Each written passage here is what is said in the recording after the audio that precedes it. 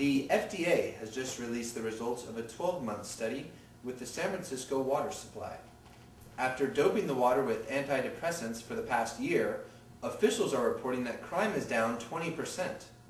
To help spur the economy, the FDA is also considering adding speed during the Christmas shopping season. Cool. Our correspondent from the FDA, John Drewberry, is here to help us try to make... It's good to be here, Robert. Alexa? So tell us, John, what implications does this study have for us? In the future, can we use tap water for our fish, or will they die because of all that's in the water? That's an interesting question. Let me assure you that your fish will be fine. In a moment, we'll show both of you how harmless it really is. Well, John, I have to admit I'm pretty excited about this. One question I'm sure everyone will ask is about prescriptions. Will Americans need a prescription to drink water? I'm glad you asked that, because the new law has already been approved. Will be approved in the next couple of days. The President is expected to sign a bill which will nullify certain drug regulations. The target drugs will be determined by the cities participating in the program. Remember, the government knows what's best for you. Now, let's do our little experiment. I've brought 2 water samples. The first one is regular tap water. And this one is enhanced with 5 different drugs. Enhanced? I like the sound of that. Like it's really safe and healthy.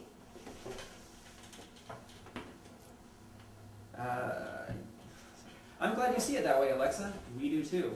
Why don't you try them and see if you can tell the difference?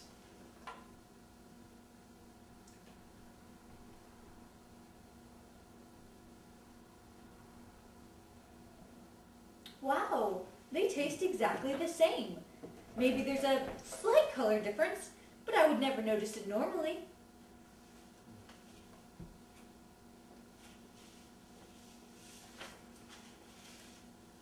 So these 2 glasses of water are different. This one is enhanced with safe and beneficial chemicals, and this one isn't? There is Well, I couldn't even tell, John. There is absolutely nothing to be worried about. To be honest, I'm surprised we haven't done this sooner. I guess the last question is about funding. Who's going to have to pay for this? Let me assure you, Robert, that the pharmaceutical industry has had no influence on the program. There has been some criticism because the director of the program was a former board member of a major pharmaceutical company. But he has assured us that the industry has had no influence on the program. I didn't say anything about the pharmaceutical industry. Oh, of course. Well, then to answer your question, it will require only a small increase in your monthly water bill. It should be pretty transparent to the public. Well, thanks for being here, John. It's good to be here again, Robert. We'll pause now for a short commercial break from our sponsors. Do you want to just do the very end? Call Fast Freddy today. Remember, there's gold in them thar bones. Don't worry, Bob. Lots of people spend Saturday nights alone with the cats. You know, it's better than waking up Sunday morning hungover, not knowing where my panties are. No one thinks you're as smart as you do. Hi, and welcome back to World News Now with Alexa Perkins and Bob. Now back to the other stories we're following. Texas prisoners on death row have filed a formal protest with the government. While unhappy with their current choice of either lethal injection or electric chair, they want more options, such as hanging, firing squads, and even crucifixion. One environmentally conscious convict has requested a solar-powered electric chair. While this would be a much longer and more agonizing way to die, he believes the energy savings would be worth it. Let's hear what he has to say. I feel really bad about all the electrical power required for my execution. That's why I'm requesting a solar-powered electric chair, because the last thing I want on my conscience is knowing that I'm causing more pollution. My doctor assured me that it would be painless as the normal method, it would just take longer.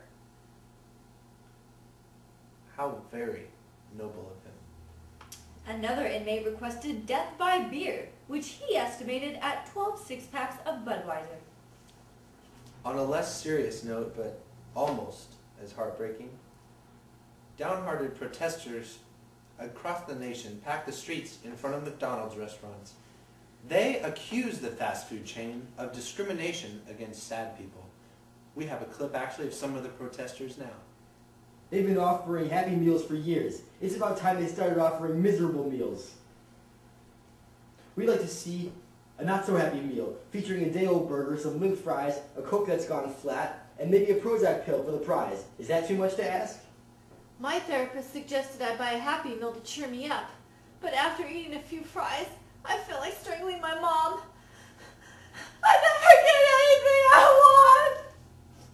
In response to these protests, McDonald's reps said they plan to offer an assortment of various mood meals and will add a disclaimer on the Happy Meal stating that it has no psychotic effect and is not a replacement for antidepressants. I love Happy Meals. This next week, the first ever lawsuit against the United Church of Satan will be brought before the 4th District Supreme Court. The case rests on the claims of the plaintiff that she was deliberately deceived and led astray. We'll now go to an exclusive pre-court interview with those involved in the case. All right.